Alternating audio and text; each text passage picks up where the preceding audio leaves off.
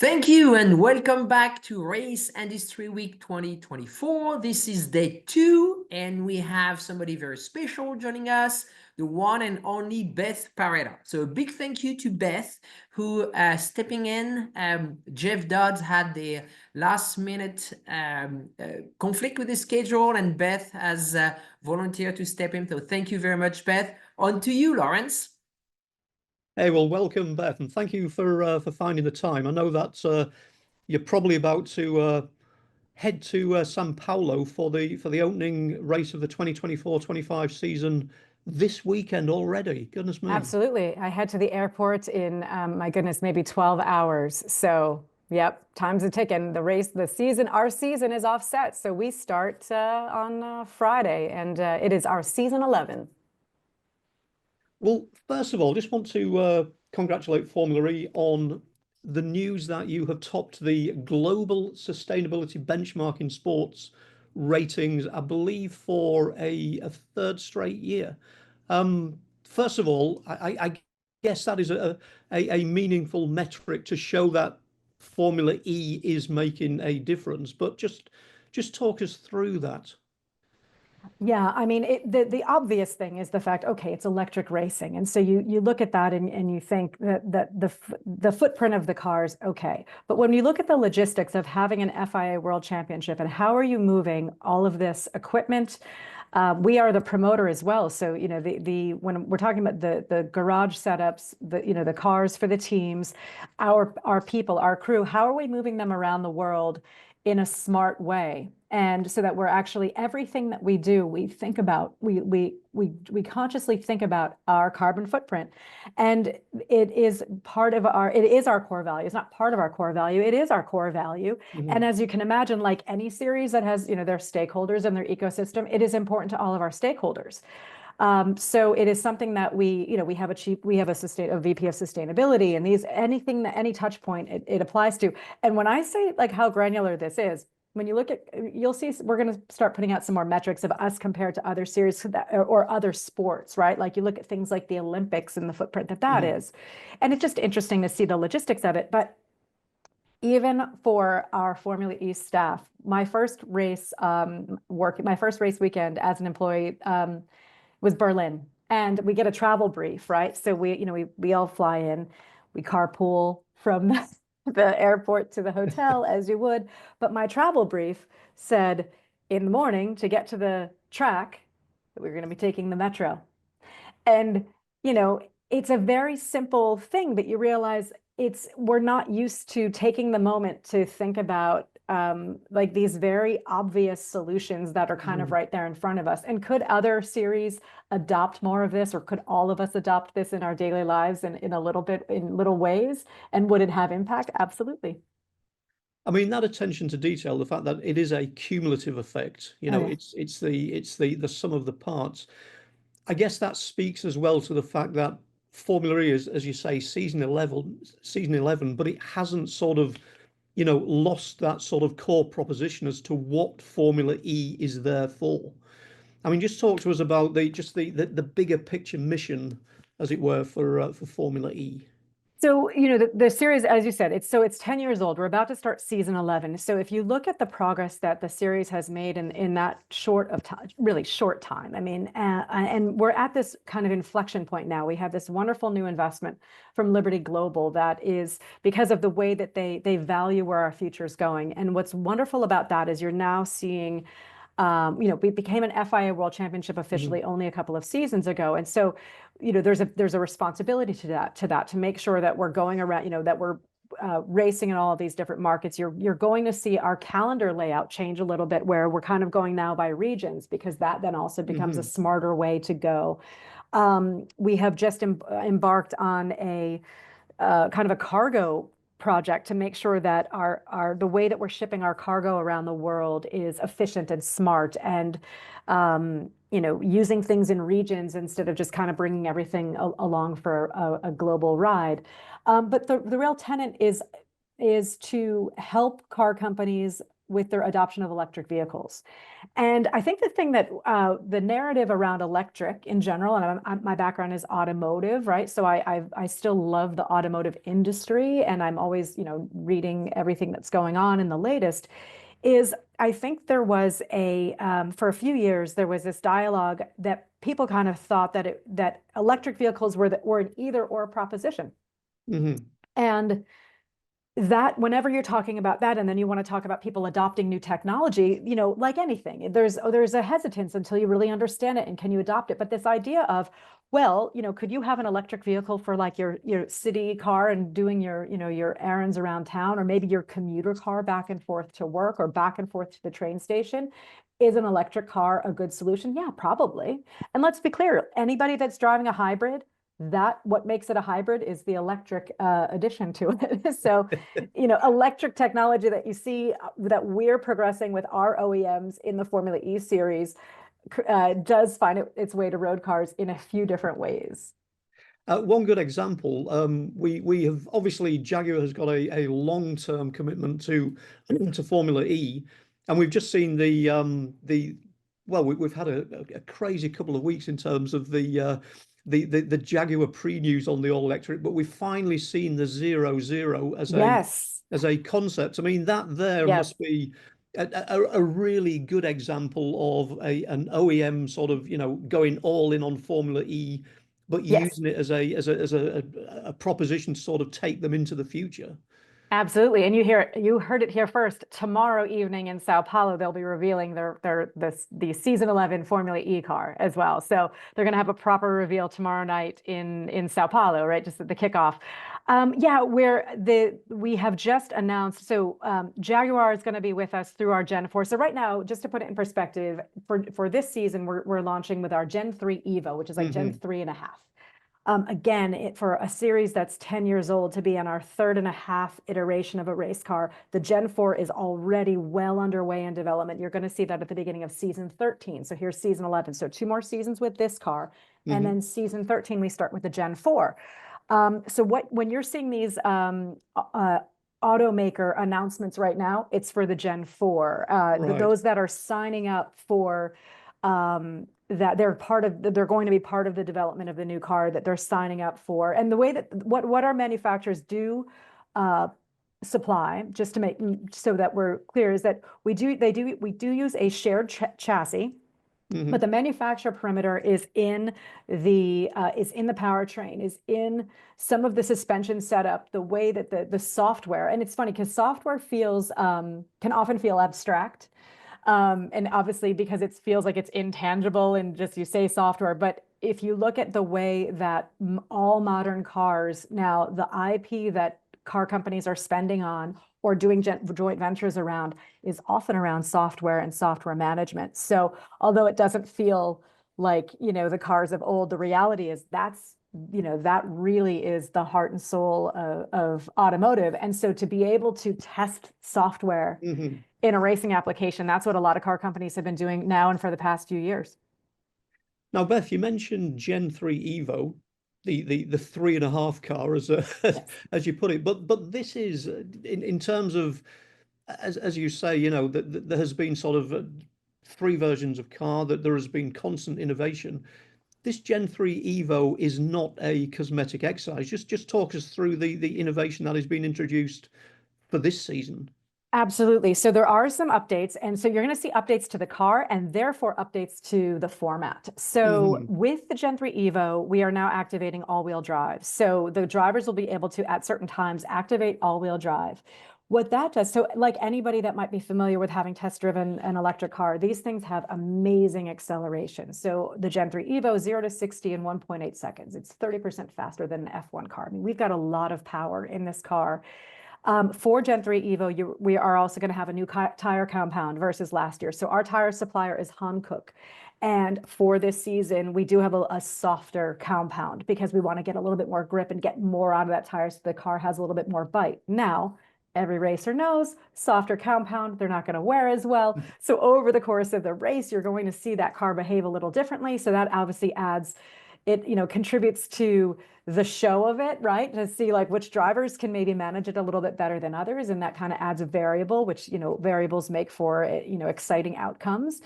We're going to introduce a few more things that you're going to see strategy-wise, because we do have some double header weekends.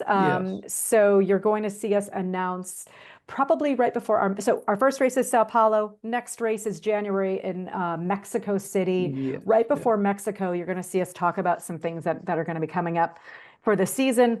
But yeah, all-wheel drive, new tower compound. You're going to see some strategy elements thrown in. And in the US, I know a lot of your audience is from all over the world, but just as a reminder, we race in the US in April in Miami. We're going to be at Homestead.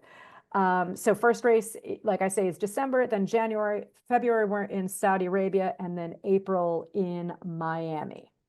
And then we go around the world. Obviously, a new venue, a new US venue. Also, interesting as well that in terms of 2020, 2024, 2025 calendar, we're going to see a double header at Monaco for the first time.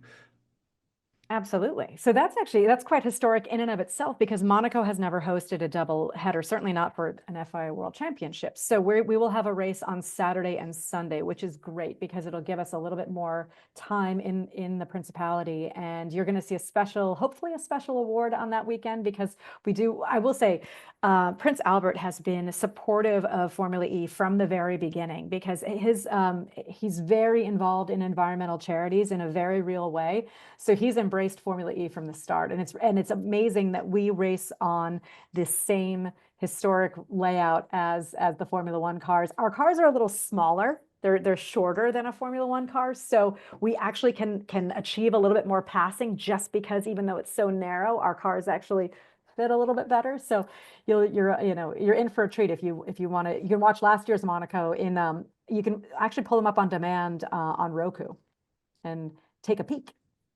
Well, going back to Homestead, obviously Formula E has had an ongoing presence in the US. We've had races in New York, we've had races in Long Beach. We had Portland for the last couple of years. This move to Homestead.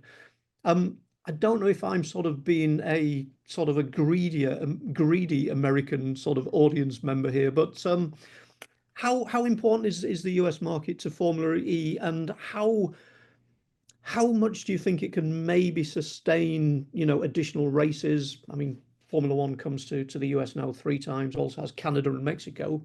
True. Yeah, I would count all 5, right? If you want to look at North America for what the market can bear for Formula One. Absolutely. So Formula E will tell you, like anything, because we have such great partners with our partnerships with our OEMs, we're always going to look at what serves their need to sell cars. And for that reason, the US market is absolutely top of the list. And so we are actively looking, and you might see it as early as next year, where we'll have 2 Formula E races in the United States. I mean, this is me talking selfishly. Do I think the market can bear 3 races? Absolutely. But part of it has to do with where does it fit on the calendar, because you do still kind of need to move around. But I think that you're going to actively see us be in 2 places. Ideally 2, you're going to see us kind of find the markets and kind of stay there too. We've been trying alternate markets, but that's always difficult, right? Because you build up a fan base and then you move, and we appreciate that that's difficult. So would we like to find 2 places and then kind of be able to have repeat visits? Absolutely. Other markets, for what it's worth, China is very important, because Chinese battery development is very important in general to the automotive industry. Europe, you'll see a few stops within Europe. We actually had 1 fall off the calendar this year because of some logistics, and so we're very keen to get another European race on the calendar. So it may have like 4 to 5 stops in Europe. Now, Formula E was a bit of a pathfinder in terms of, Beth, as you say, it's a season that sort of splits 2 years. We start with Sao Paulo in December, we then move into January with Mexico. It's also a compact calendar in terms of it's finished by July. Is that a conscious decision to sort of that is the optimum timing for maximum impact for Formula E? That's absolutely how it started. I think you're going to see that evolve a little bit, again, because of venue availability and stuff. Because so we, as you know, Formula E started with wanting to be in city centers because of wanting to go to a non-traditional fan, and that's worked. However, now that the car is faster, it's hard to just have all city races. To be fair, putting on city races is also very expensive. So, but as the car has gotten faster and the technology has advanced, we need different layouts of tracks to be able to have an interesting product and an interesting show. So you are seeing us going to some permanent circuits. It will always be a blend though, because we do want to go to permanent circuits. We do want to go to cities because cities still are vibrant and do attract a different fan base. So you will see that mix change a little bit. But yeah, absolutely. I think there's kind of a slow evolution of kind of what the makeup of our season is. But the reason to start in the off season was exactly that. There's nothing else to watch. Maybe we can get some new fans. But I think you're going to see a little bit added. Part of the reason why we've done the double headers is also for that carbon footprint, right? If we want to have 16 events or 17 events, but only go to 12 cities, that helps with the carbon footprint. And so you're going to see a bit of that continue. And then, you know, a few more things as we grow up.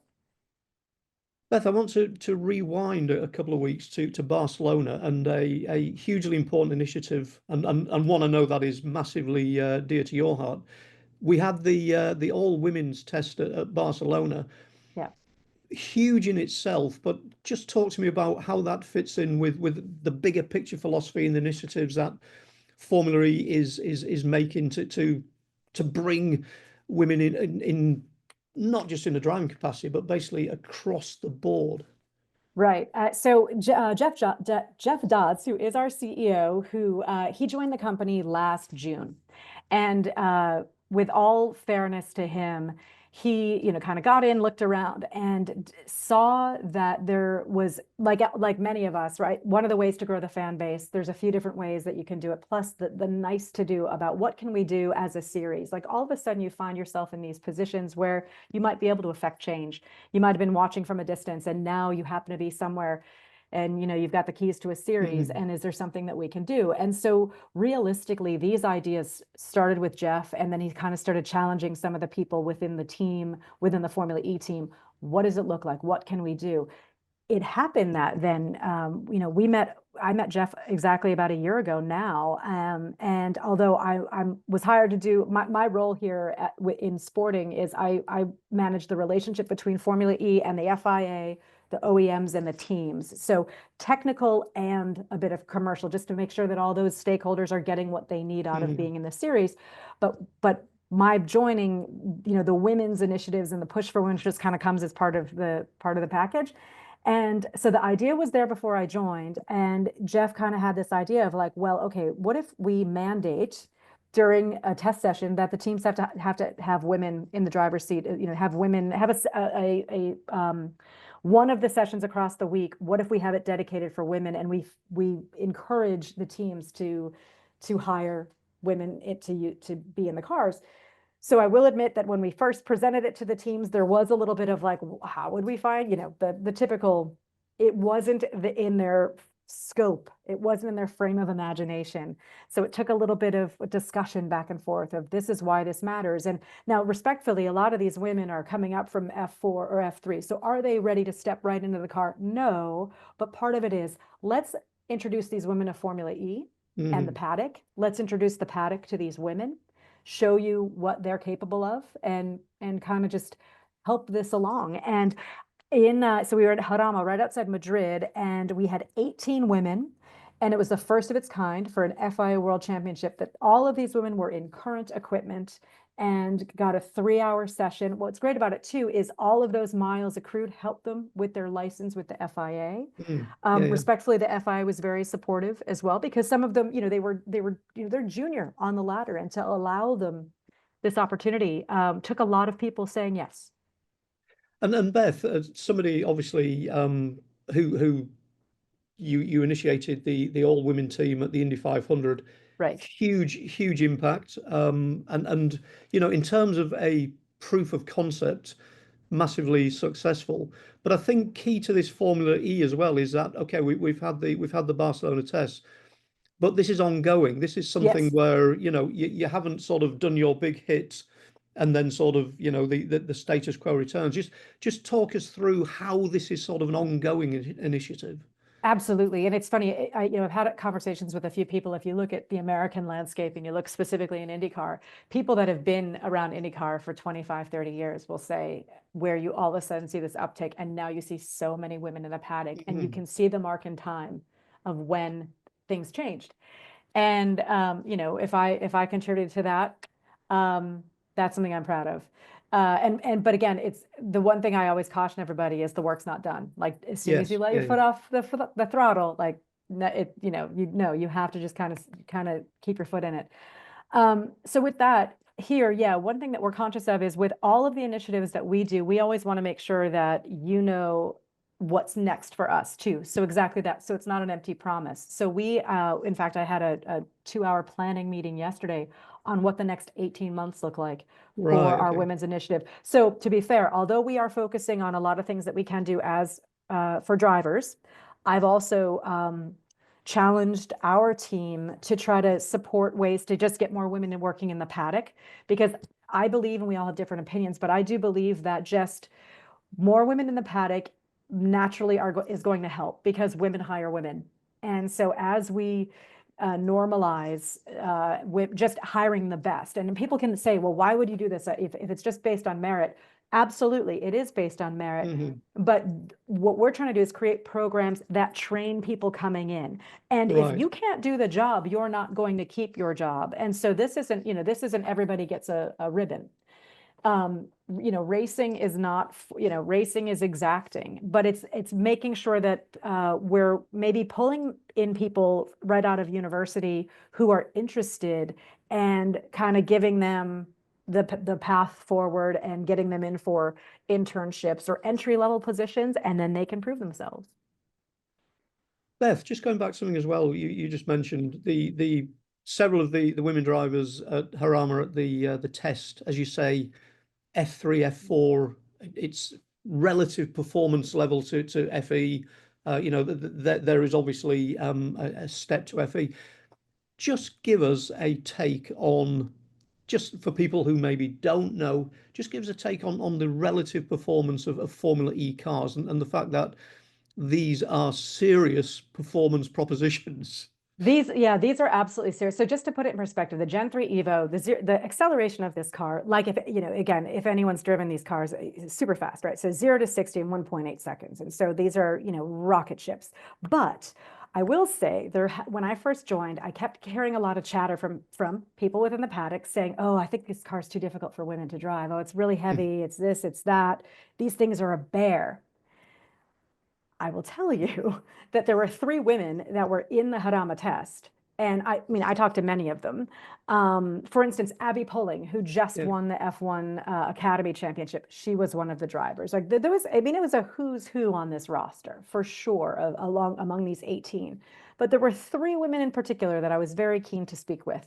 And I asked each of them, how would you rate driving this Formula E car? Is it impossible? Is it too hard to drive? Because one thing that I had heard earlier in the week is, now that it's all-wheel drive, the car's a little heavier in the front. We do have that softer tire compound. So everybody was concerned that the steering did feel a bit heavier. So, oh God, how are these women drivers going to handle this? And many men have told me over the past few months, women just can't drive this car. Repeated to me. I'm proud to say that I spoke to 3 specific women, and it was Simona De Silvestro, Tatiana Calderon, and Jamie Chadwick. And I asked them, what was it like driving this car? And they said, it's exactly like an Indy car. Right. Why would they know that? Because all 3 of them have driven a current Formula E car and a current Indy car. So I would take their feedback as a very valid data point. So, job done. But the Gen 4 that's coming out, just to let you know, Gen 4 that's coming out. I was going to ask about Gen 4. Gen 4 comes out in 2 seasons. In season 13, it will have power steering, but there's a few other things that we're going to... Power steering, believe it or not.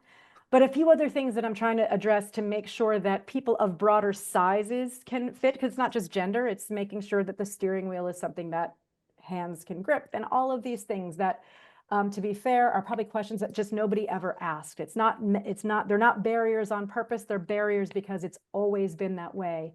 And I think like if everybody did a little bit of that in motorsport, whether their teams or their series, that's what makes progress. And we all can do a little bit, and you know, it's very tangible. Hey, well, Beth, I noticed that the panel has entered the room, so I believe our time is probably coming to an end. So thank you for some fascinating insight. I think we covered a bunch of areas there, but as always, some fantastic insight from you. And I think time for you to probably go and start doing your packing. Yep, and for anyone that's going to be in Indianapolis for the Women in Motorsport, Women with Drive Summit, I will see you there. I will hopefully be not rained out in Sao Paulo in between, but hopefully I will see anybody that's going to be there. We'll be there, Beth. So we'll see you. Both Francisca and I flying in early for it, so we'll see you there. I will see you there. Thanks so much for having me. EPARTRADE is a digital platform that we've created basically to make life easier in the business community of auto racing. EPARTRADE, there is no e-commerce. It's literally a connection just like at a trade show. So now, any time of the year, a buyer could reach out to a supplier. When you see a product that you're interested in, all you need to do is click on request more information, and then from there it is forwarded directly to the buyer or to the supplier. EPARTRADE really eliminates having to travel, closing down your shop. Now you have a place to showcase globally your racing product and technology.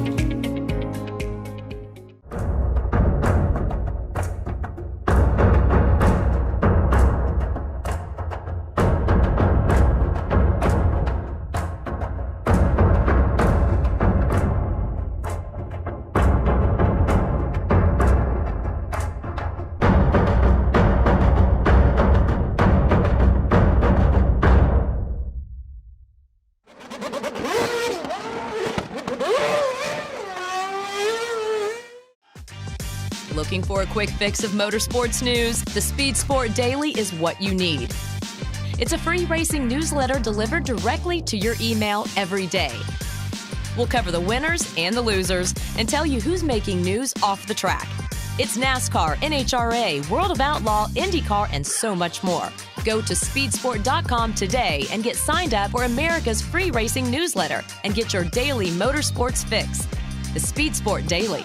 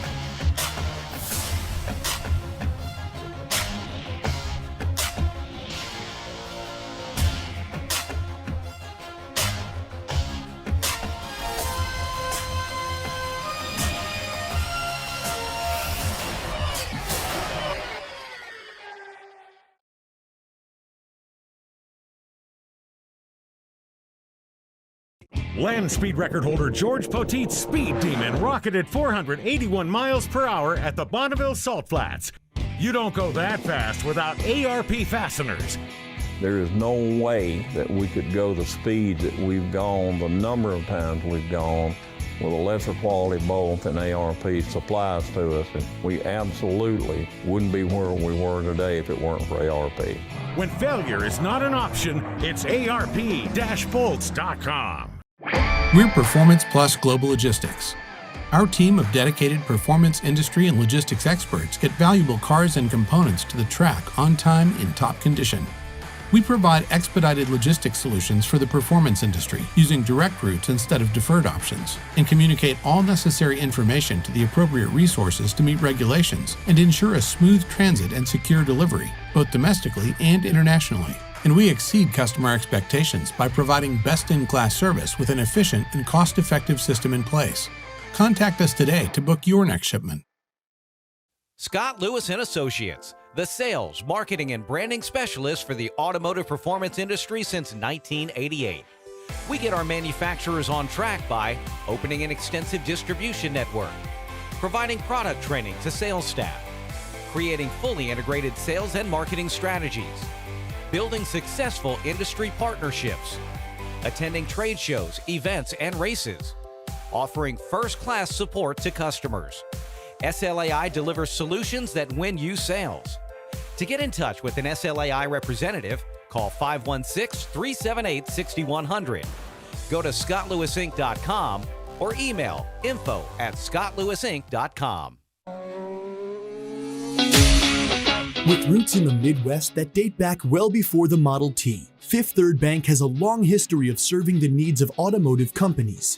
While much has changed over the years, our passion for helping businesses put cars on the road and on the track has not. Today, we are more committed than ever as a member of SEMA, a founding member of PRI, and a sponsor of multiple race teams across several racing series. For over a decade, Fifth Third Bank has been a staunch supporter of our industry and a great partner for many companies in the motorsports field.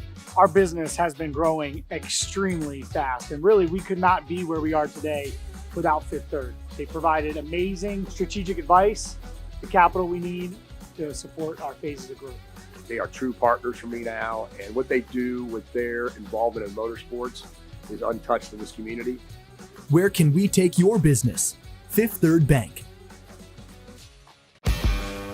You work as hard as your truck, and you have no time for downtime. That's why more truck owners trust Blue Def, America's #1 diesel exhaust fluid brand. Each batch is guaranteed pure, so you can avoid costly repairs caused by inferior DEF. Demand America's best for your truck. Blue Def and Blue Def Platinum. Put trust in your truck. When it comes to pushing the limits of performance, the pros know there's no room for compromise. At Crowder Cams, we don't just engineer camshafts and valve train components, we redefine what power means. Since 1955, Crowder Cams has been the name trusted by racers, engine builders, and gearheads around the globe. Whether you're building a street machine, a dragster, or a track car, Crowder Cams provides the muscle you need to dominate. And with Crowder, victory is within your reach.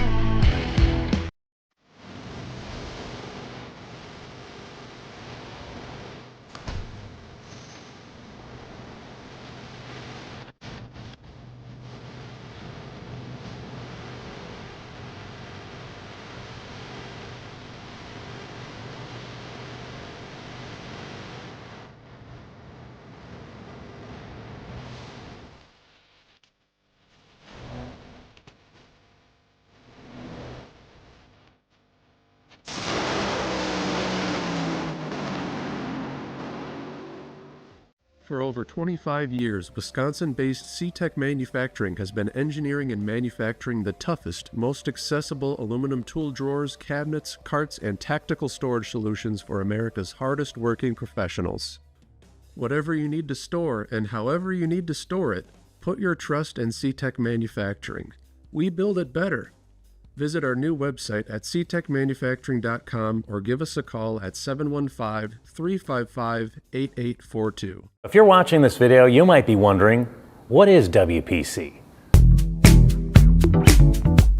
WPC is a surface treatment designed to reduce friction and increase the strength of metal parts. As much as it might seem like a coating, WPC is actually a surface treatment. Think of it like shot painting, but the media is much finer, like talc. So what you're left with is a super hard, smooth surface that actually has some proprietary dry lubricants embedded within it. For more information, visit WPCtreatment.com.